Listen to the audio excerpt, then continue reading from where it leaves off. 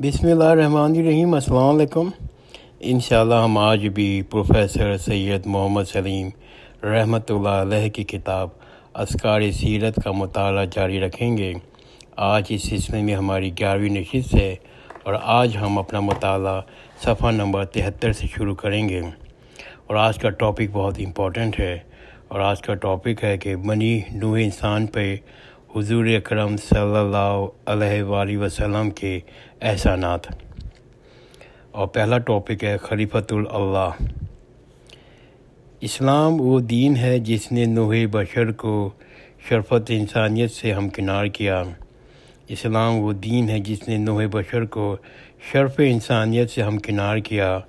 ساری مذہبی کتابوں میں قرآن مجید ہی وہ کتاب ہے جس نے انسان کو خلیفۃ اللہ ہونے کا اعلان کیا۔ خلیفہ ہونے کا ایک مفہوم یہ ہے کہ زمین پر انسان خود مختار ہے اور آزاد ہے۔ ساری کائنات جامد، غیر ذی روح اور غیر ذی عقل مخلوقات سے بھری پڑی ہے۔ فرشتے بھی حکم کے پابند ہیں اور غلام ہیں۔ کائنات میں صرف انسان وہ واحد ہستی ہے جو آزاد ہے اور خود مختار ہے۔ انسان کے خلیفہ ہونے کا اعلان سن کے ازل میں فرشتوں نے یہ اعتراض کیا، یہ خود مختار ہستی ضرور دنیا میں فتنہ و فساد پھیلائے گی، ضرور خون خرابہ کرے گی۔ اس اعتراض کے جواب میں اللہ تعالیٰ نے انسان کو علم اور عقل کی نعمت سے نوازا۔ اللہ تعالیٰ فرماتے ہیں قرآن شریف میں، اور اللہ تعالیٰ نے آدم کو تمام نام سکھا دیے۔ سورہ بقرہ آیت نمبر 31۔ اسما سے مراد، نام سے مراد تصورات کنسیپٹ ہیں۔ مطلب یہ کہ اللہ تعالیٰ نے فطرت آدم میں تصور سازی یعنی انتخابی خصائص و محسوسات کی صفت و ودیت کر دی ہے۔ تخیل، تفکر، تدبر، تعقل سب در حقیقت تصور سازی کے مراتب عالیہ ہیں۔ دوسرے الفاظ میں یوں کہہ سکتے ہیں کہ اللہ تعالیٰ نے انسان کو عقل و فہم کی دولت سے مالا مال کر دیا۔ اعتراض کے جواب میں عقل کا بخشش کا مطلب یہ ہوا، اللہ تعالیٰ نے اعتراض کا دفعہ عقل کے ذریعے کر دیا۔ عقل انسان کا بہترین رفیق ہے مادی اشیاء کو سمجھنے میں، پھر ان کو استعمال کرنے میں عقل نے انسان کو عظیم و شان خدمات انجام دی ہے۔ دنیا میں انسان کے گرد سب سے بڑا دائرہ مادی اشیاء کا پھیلا ہوا ہے۔ یہ طبیعت کی دنیا ہے۔ مادی دنیا کے سمجھنے کے لیے عقل بالکل کافی ہے۔ عقل انفرادی سے اگر کبھی کوئی غلطی سرزد ہو جائے تو عقل اجتماعی اس غلطی کی اصلاح کر دیتی ہے۔ مادے کو تحلیل کرنے، اس کے خواص معلوم کرنے، اس کو پرکھنے، جانچنے اور استعمال کرنے میں عقل انسانی کا غیر معمولی کامیابی حاصل ہوئی۔ اس کے نتیجے میں مادی دنیا کے متعلق جمع کردہ ایک عظیم و شان ذخیرہ آج انسان کے پاس موجود ہے۔ اس ذخیرے کو استعمال کر انسان نے حیرت کن ایجادات اور اختراعات کر ڈالی ہیں، جس کی وجہ سے انسان آج ہوا میں اڑ رہا ہے، پانی میں تیر رہا ہے اور پہاڑوں کا جگر چیر رہا ہے۔ انسانوں میں دوسرا بڑا دائرہ خود انسانوں کا ہے۔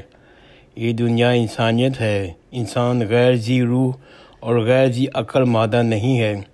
انسان عقل، شعور اور ارادے کی دولت سے مالا مال ہے۔ اس لیے انسان کا تجزیہ کرنا، تحلیل کرنا عقل کے لیے انتہائی دشوار کام ہے۔ ہر ذی شعور اور بااختیار ہونے کے سبب کوئی بھی دو انسان ایک جیسے نہیں ہوتے جیسے دو پتھر ایک جیسے ہو سکتے ہیں۔ اس لیے عالم انسانیت میں عمرانی، تمدنی، اخلاقی اور مذہبی پہلوؤں میں عقل کی کارگزاری کی تحسین کرتے ہوئے اس حقیقت سے انکار نہیں کیا جا سکتا کہ عالم انسانیت میں عقل کی کمزوری کی وجہ سے نتائج اتنے صحیح اور یقینی حاصل نہیں ہو سکے جتنی مادی دنیا کے متعلق یقینی ہوتی ہے۔ یہاں عقل کی تنقیص مقصود نہیں ہے، بلکہ اس کی محدودیت اور نارسائی کا تذکرہ کرنا مقصود ہے۔ ڈھونڈنے والا ستاروں کی گزرگاہوں کا اپنے افکار کی دنیا میں سفر نہ کر سکا، جس نے سورج کی شعاؤں کو گرفتار کیا، زندگی کی شب تاریک سحر نہ کر سکا۔ انسان کے گرد تیسرا دائرہ مادی دنیا سے ماورا اور عالم انسانیت سے ماورا حقیقت کبریٰ کا ہے۔ حقیقت کبریٰ کا علم کے بغیر نہ عالم طبیعت کی حقیقت کھلتی ہے، نہ عالم انسان کی حقیقت واضح ہوتی ہے، مگر حقیقت کبریٰ کا دائرہ انسانی عقل کی غیب پر غیب ہے۔ فطرت انسانی کو غیب جاننے کا بے حد اشتیاق ہے، مگر یہاں پرواز کرنے سے عقل انسانی کے پر جلتے ہیں۔ اس مختصر جائزے سے یہ بات واضح ہو جاتی ہے، بلا شبہ عقل رہنمائی کے فرائض انجام دیتی ہے، مگر بعض دائروں میں اس کی رہنمائی ناکافی ہے۔ اس لیے فرشتوں کے اعتراض کا شافی اور وافی جواب نہ ہوا۔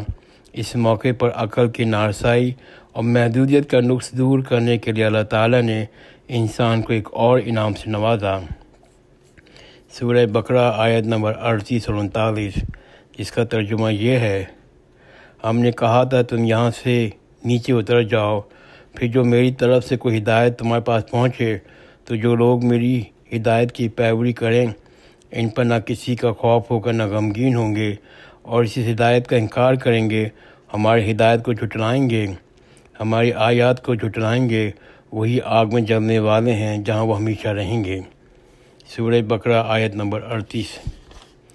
اللہ تعالیٰ نے فرمایا عقل کا نقص میں ہدایت الہی سے دور کر دوں گا۔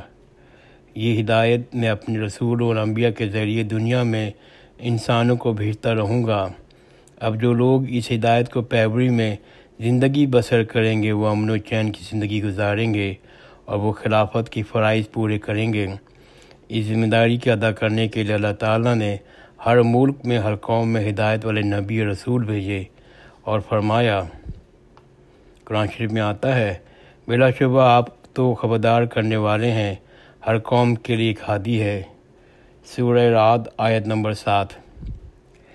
اللہ کی ہدایت دو اجزاء پر مشتمل ہوتی ہے: کتاب ہدایت اور عملی انضباط بتانے والی سنت رسول۔ قدیم زمانے میں اللہ تعالیٰ مختلف قوموں میں کتاب اور رسول دونوں بھیجتا رہا۔ آخری کتاب ہدایت قرآن مجید ہے اور آخری مسند نمونہ ہدایت رسول اللہ صلی اللہ علیہ وسلم کی حیات طیبہ ہے۔ آج ہدایت الہی صرف قرآن مجید سے اور سنت رسول سے مل سکتی ہے۔ یہ ہدایت انسانی ذہن کی ساختہ پہ واختہ نہیں ہے۔ یہ ہدایت علم و غیب خدائے بزرگ و برتر سے براہ راست حضرت جبریل علیہ السلام کے ذریعے رسول اللہ پہ نازل ہوئی۔ یہ ہدایت عقل کے نقائص دور کرتی ہے، اس کی محدودیت کو رفع کرتی ہے۔ ہدایت سے عقل انسانی کی تکمیل ہو جاتی ہے۔ یہ ہدایت اپنی تمام ضروری علوم اور معارف کا ذخیرہ ہے جس کو نوع انسانی کی ضرورت ہے۔ عقل انسانی کے دسترس سے بالا ہے۔ اس ہدایت کو آئے ہوئے 14 صدیاں گزر چکی ہیں۔ اس ہدایت نے عالم انسانیت کو ہزارہ انعامات دیے ہیں۔ عالم انسانیت سے اس ہدایت سے مختلف طریقوں سے لوگوں نے استفادہ حاصل کیا۔ رحمت الہی کا فیضان عام ہے۔ وہ اقوام جو ان پر ایمان لائیں وہ بھی، اور جو اقوام جو ان پر ایمان نہ لائیں وہ بھی، دونوں رحمت الہی اور ہادی اعظم کے لائی ہوئی تعلیمات سے فائدہ اٹھا رہی ہیں۔ اس سر چشمہ ہدایت سے ان کی 14 صدیوں میں جو فیض جاری ہوا ہے اس کا ہم مختصر سے جائزہ لیتے ہیں۔ انسان کی زندگی سے تمام پہلوؤں کا جائزہ لینا بڑا دقت اور بڑا مختلف اور محنت والا کام ہے۔ ہم صرف چند عنوان کے تحت اسلام اور حضرت صلی اللہ علیہ وسلم کی احسانات کا تذکرہ کرتے ہیں۔ انشاءاللہ آئندہ کی نشست میں ہم انسانی عظمت کا مطالعہ کریں گے۔ جزاک اللہ خیرن۔ خدا حافظ۔